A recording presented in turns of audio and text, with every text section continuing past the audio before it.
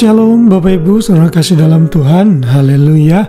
Kita bersyukur untuk pemeliharaan Tuhan melewati pertengahan minggu. Dalam minggu ini, biar Tuhan terus menyertai kita. Dan kembali dalam renungan malam yang saya buat ini, untuk menemani saudara sebelum saudara istirahat, mari kita mengisi hati dan pikiran kita dengan firman Tuhan yang sanggup mengubahkan dan menguatkan kita sebagai orang percaya.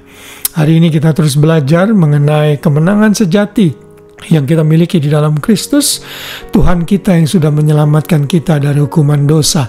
Dan kita belajar hari ini dengan judul Menang Atas Pencobaan. Kita akan membaca ayat yang sudah sangat terkenal. Saya percaya saudara tahu ayat ini dalam 1 Korintus 10 ayat 13. Di sana dikatakan, pencobaan-pencobaan yang kamu alami ialah pencobaan-pencobaan biasa yang tidak melebihi kekuatan manusia, sebab Allah setia, dan karena itu Ia tidak akan membiarkan kamu dicobai melampaui kekuatanmu. Pada waktu kamu dicobai, Ia akan memberikan kepadamu jalan keluar sehingga kamu dapat menanggungnya. Saudara kasih dalam Tuhan, hidup sebagai anak-anak Tuhan tidak lepas dari pencobaan yang harus kita hadapi dalam hidup ini. Dan selama kita masih hidup dan bernapas, kita akan berhadapan dengan berbagai macam bentuk pencobaan dalam hidup kita. Kalau kita perhatikan konteks ayat yang tadi kita sudah baca, ini adalah konsep yang diberikan oleh Paulus kepada jemaat di Korintus dengan mengambil contoh kehidupan orang Israel pada saat mereka mengembara di padang gurun. Kita tahu bangsa Israel dipelihara Tuhan selama 40 tahun, dan di padang gurun itu juga lah mereka terjebak dengan berbagai macam ketidaktaatan, sehingga setiap pencobaan yang mereka hadapi akhirnya berubah menjadi perbuatan dosa yang tidak menyenangkan hati Tuhan. Mereka terlibat dalam penyembahan berhala, mereka terjebak dalam immorality, artinya kehidupan moral yang tidak baik, dengan berhubungan seks dengan orang-orang yang Tuhan tidak kehendaki. Lalu mereka juga hidup dalam pemberontakan, sehingga mereka terdiskualifikasi, tidak layak menerima berkat-berkat Tuhan.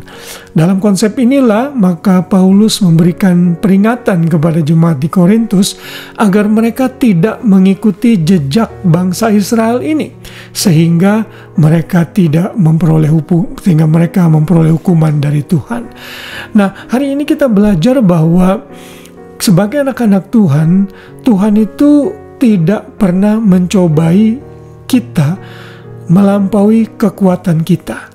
Pencobaan yang Tuhan izinkan terjadi dalam hidup kita itu bertujuan untuk membuat kita naik kelas, naik tingkat, makin dewasa di dalam Tuhan. Tetapi iblis selalu saja bekerja dan mengambil keuntungan dari hal-hal yang negatif atau yang positif yang Tuhan kasih, sehingga kita jadi terjebak saat kita ada dalam pencobaan, sehingga kita bisa menyalahkan Tuhan, bahkan kita akhirnya meninggalkan dan jauh dari Tuhan. Tentunya kita tidak boleh hidup seperti ini, karena kita tahu Yakobus 1 ayat 13-15 menyatakan bahwa Tuhan itu tidak mencobai siapapun, dan Dia tidak ada yang jahat di dalam hatinya. Saat kita dicobai, kita seringkali dicobai oleh keinginan kita sendiri. Nah, pencobaan ini banyak sekali jenisnya. Bisa jadi masalah pergumulan yang kita hadapi, mungkin sakit penyakit, mungkin satu keadaan yang saudara sudah berdoa lama tapi Tuhan belum jawab dan memberikan clear direction.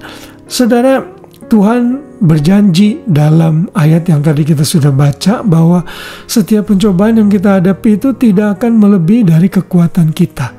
Sehingga saat kita dicobai, Tuhan akan memberikan kita jalan keluar sehingga kita dapat menanggungnya.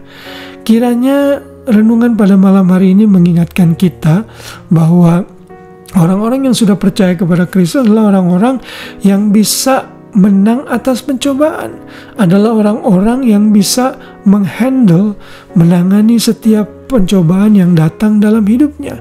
Sehingga saat pencobaan itu datang justru akan berubah menjadi berkat, berubah menjadi satu recommitment dalam hidup kita, sehingga kita bisa makin maju di dalam Tuhan dan makin bertumbuh di dalam Tuhan.